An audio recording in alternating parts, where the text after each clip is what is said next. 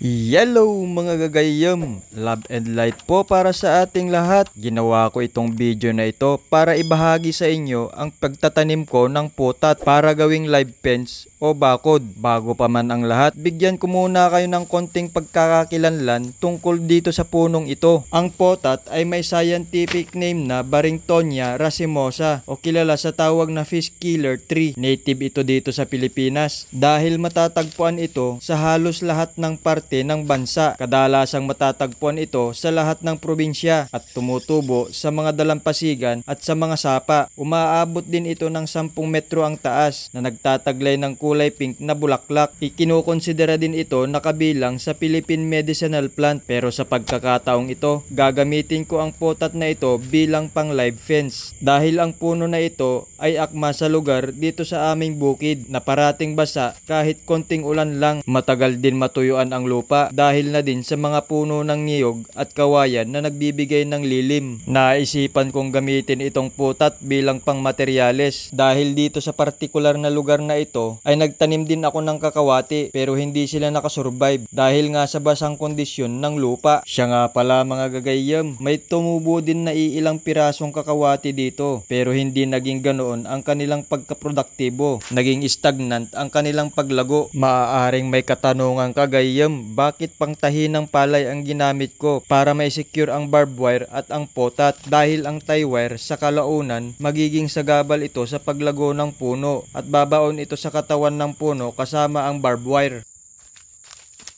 Kaya gayam, panuorin mo na lang itong video na ito hanggang dulo para malaman mo ang naging update ko dito sa mga itinanim kong putat bilang pang live fence.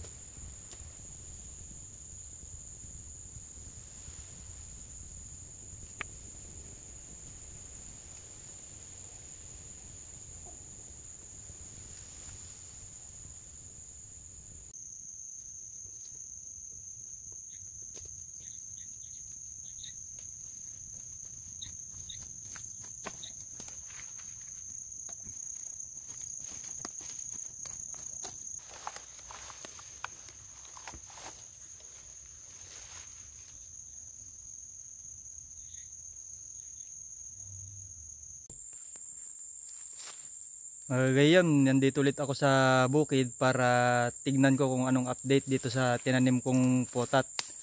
So may siguro mahigit isang buwan na rin ang nakalipas nung itinanim ko itong mga live fence na to. Pero sa ngayon, naging maganda naman yung tubo ng iba at ito nga, malaki na ang dahon niya.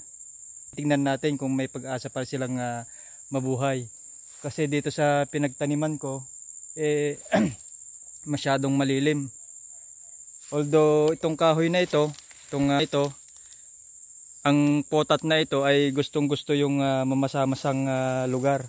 Kasi sa side ng bukid namin na ito matubig pag umuulan. At hindi rin nabubuhay dito yung kakawati. Madalang din mabuhay gaya ng isang to.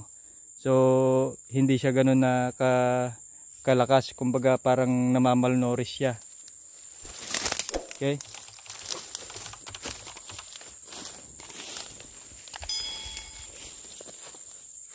Potat din itong isang ito mga gagayam, kaya lang wala pa siyang sign of life. Hindi gaya nung isang ito na talagang buhay na siya. So tignan natin kung may pag-asa pa ba siyang mabuhay ulit. Ito. So okay pa naman siya. May tubig pa naman siya, hindi pa naman siya tuyo. Kaya siguro it takes time para mabuhay pa rin yan. Itong isang to, maganda rin tong progreso niya. Itong kakawati naman na ito, yung mga kasama niyang itinanim ko, karamihan sa kanila patay na. Gaya ng isang to, wala nang pag-asa to kasi tuyo na siya. Pwede na siyang panggatong sana, pero dyan na lang yan. Itong isang to, tuloy-tuloy pa rin yung kanyang pagsusurvive. Ito, maganda na itong kanyang tubo ngayon.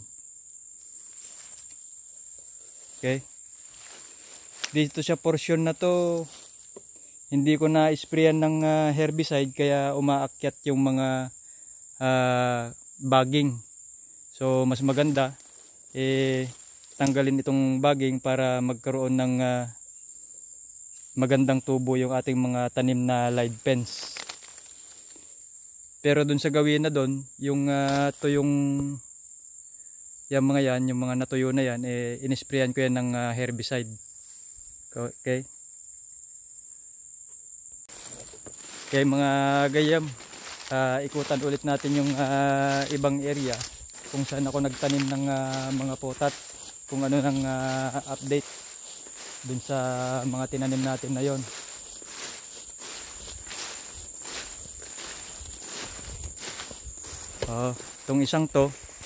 Itong isang to sobrang lilim tong location na nakapagtaniman ko. Dito kasi napunta karamihan yung mga baka na pumapasok dito sa aming mga bukid. Okay naman tong isang to, magandang tubo niya. Pero ito tingin ko yan, almost patuyo na siya. Siguro ewan ko kung magsusurvive pa yan. Malago na tong isang kakawati na to. Maganda yan.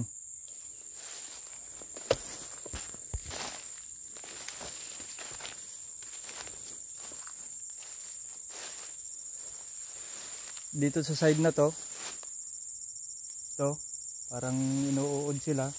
Pero at least maganda naman yung tubo ng mga ito. Yan, gaya na to. So napansin ko, mas malakas tumubo talaga yung mga maliliit na sanga kumpara dun sa matataba. Mas mahirap mag-recover yung matatabang puno ng potat. Maski rin naman dun sa kakawati kung minsan. Dito sa side na to maraming natuyo. Ewan ko kung bakit. Pero matubig naman tong lugar na to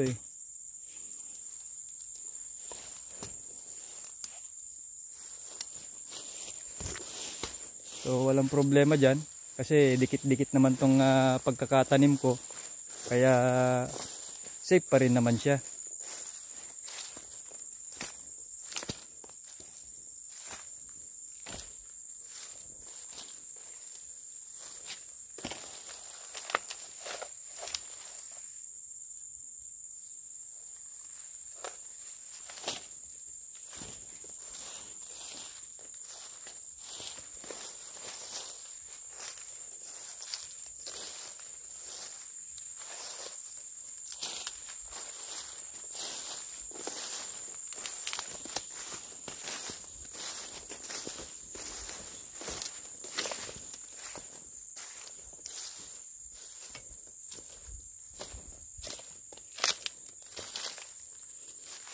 dito sa paakyat dito sa maliit na bundok namin maraming tumubo hanggang doon sa dulo.